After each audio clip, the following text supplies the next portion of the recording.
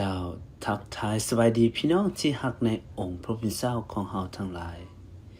เฮาจะได้มาพบกันอีกแล้วกับรายการพอดแคสต์ของพวกเฮาในทุกๆวันซึ่งรายการนี้จะเป็นรายการที่จะให้ชีวิตจิตวิญญาณของพี่น้อง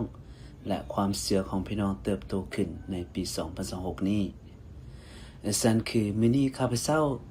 ดีใจที่จะมาแบ่งปันพระคำของพระเจ้าให้กับพี่น้องทั้งหลายในพระคัมภีร์ของพระเจ้าในมื้อนี้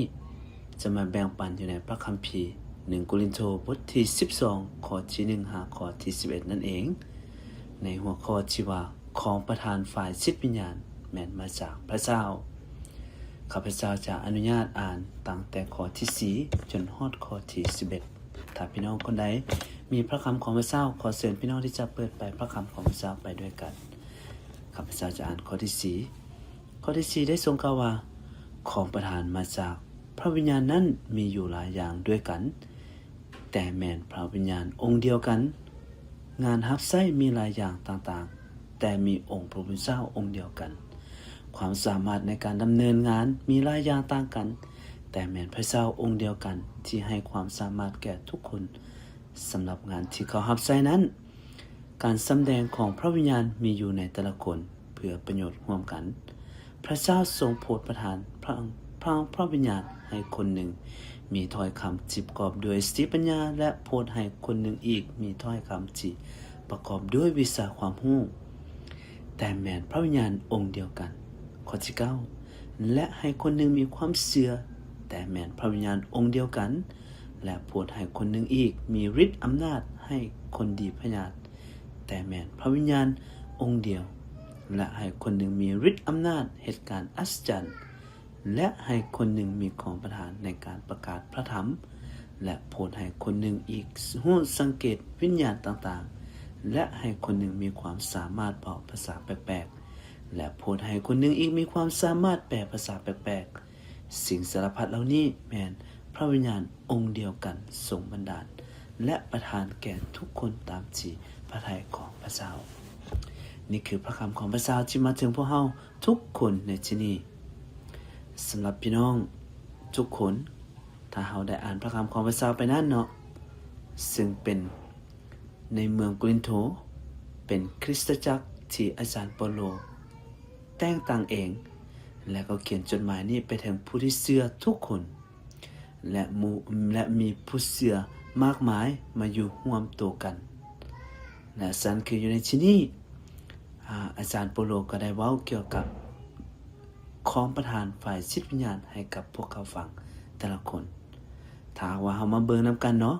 อยู่ในข้อที่1ก็ได้กล่าวว่าพี่น้องทั้งหลายเอ้ยเฮาอยากให้พวกเจ้าเข้าใจเรื่องของประทานซึ่งมาจากพระวิญญาณนั้นเฮาจะเห็นว่าอยู่ในข้อที่1อาจารย์เปาโลได้เว้าเกี่ยวกับว่าของประทานแม่นมาจากพระวิญญาณนั่นเองและอยู่ในข้อที่2อาจารย์เปาโลก็ได้อธิบายได้กล่าวไปอีกว่าเจ้าทั้งหลายก็ฮู้อยู่ว่าแต่ก่อนเมื่อพวกเจ้ายังเป็นคนที่บ่เชื่อนั้น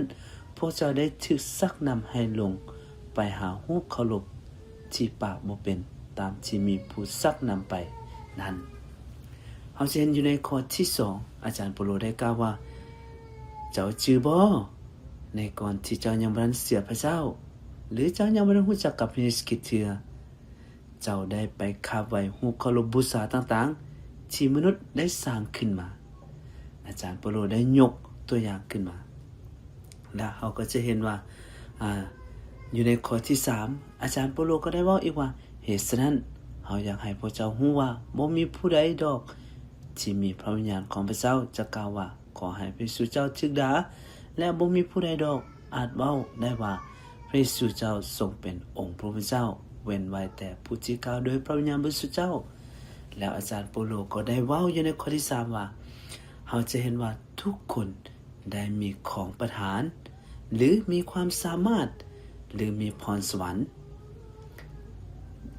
ที่พระเจ้าได้โปรดประทานให้กับพวกเราทุกคนแต่พี่น้องสังเกตว่าคนในปัจจุบันนี้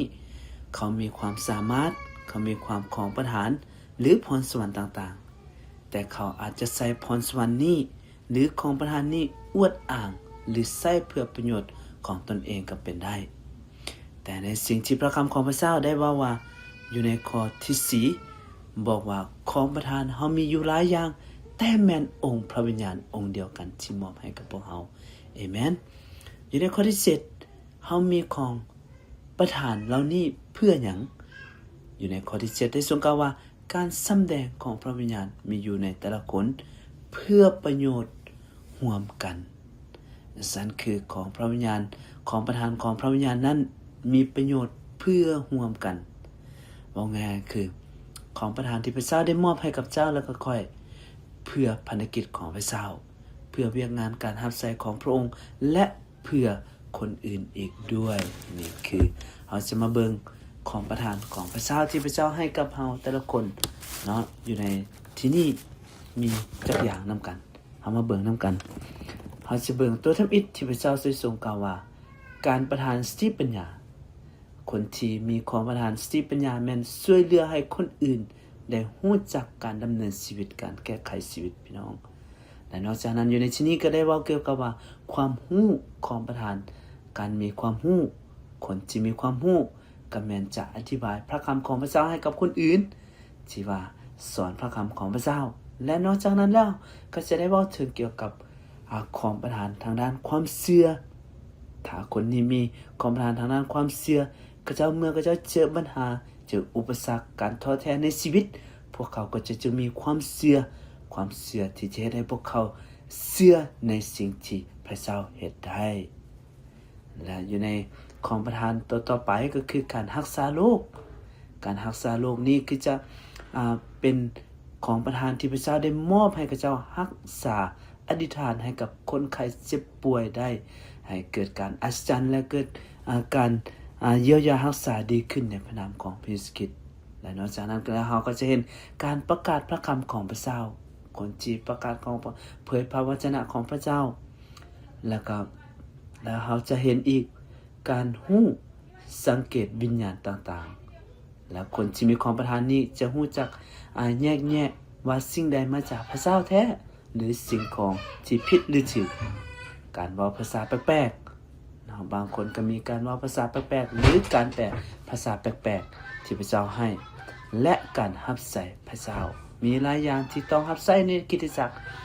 พี่น้องและเราจะเห็นว่าการสั่งสอนพระคำของพระเจ้าช่วยให้คนอื่นเติบโตกับพระคำของพระเจ้าและก็ยังมีของประทานการหนุนใจให้กำลังใจคนนี้สามารถช่วยคนอื่นที่จะบุกเบือนก้าวเข้าสู่บรรดาการให้หรือการถวายให้ด้วยจิตใจที่กว้างๆและนี่คือสิ่งที่ว่าพระเจ้าได้โปรดประทานให้กับคนอื่นด้วยพี่น้องเราจะเห็นว่าทั้งหมดทั้งมวลนี้เป็นสิ่งที่พระเจ้าได้อวยพรให้กับพวกเราพระเจ้าโปรดประทานของประทานนี้ให้กับพวกเราเพื่อว่าจะถวายเกียรติให้พระเจ้าและจะเสริมสร้างพระกายของพระองค์และจะเสริมสร้างให้กับคนอื่นได้มารู้จักกับพระเจ้าพี่น้องทุกคนข้าพเจ้าหนุนใจให้ทุกคนที่จะใส่ของประทานของเฮาใส่เพื่อที่จะถวายเกียรติแด่พระเจ้าเอเมนร่วมใจกันอธิษฐานพระเจ้าบิดาผู้ลูกสรรเสริญแด่พระองค์ขอบคุณพระเจ้าสำหรับของประทานที่พระเจ้าทรงโปรดประทานให้กับผู้ลูกทุกคนอยู่ที่นี่ด้วยขอพระเจ้าที่จะให้ผู้ลูกได้รับรู้ว่าของประทานและความสามารถที่ผู้ลูกมีนี้แม้นเพื่อที่จะถวายเกียรติแด่องค์พระผู้เป็นเจ้าด้วยพระเจ้าขอบคุณพระองค์ผู้ลูกสิ่งอธิษฐานในพระนามองค์พระมหากษัตริย์เจ้าเอเมน